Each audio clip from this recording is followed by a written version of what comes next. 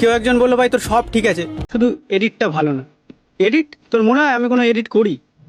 দেখ ভাই, আমি যে লেভেলের কন্টেন্ট ক্রিয়েট করি তাতে ভাই দু ধরনের এডিট চলে। এক, গ্রিন স্ক্রিন লাগিয়ে ভিএফএক্স দিচ্ছে বা মুখ দিয়ে যেটা বলছে নিচে ক্যাপশন আসছে, এটা হচ্ছে এক ধরনের এডিটিং। আর দুই, একদম সিম্পল। আমি ভাই চুজ দ্বিতীয়টাকে করেছি। আমিও আমার এডিট একবারে সিম্পল রাখি, কারণ ভাই আমার ফোকাস আমি যেটা বলবো সেটাতে যেন একটা ভ্যালু থাকে। আমি চাইলে এডিটিং করতে পারি, কিন্তু তাহলে ভাই আমার এনার্জিটা দুভাগে ভাগ হয়ে গেল। আমি জানি এডিট আমার প্লাস পয়েন্ট না। আমার প্লাস পয়েন্ট হচ্ছে ভাই আমি যে স্পিচটা দেবো, যে কন্টেন্টটা ক্রিয়েট করবো, সেটা যাতে একটা ভ্যালু থাকে। তাই আমার পুরো এনার্জি ভাই আমি সেখানে ঢালি।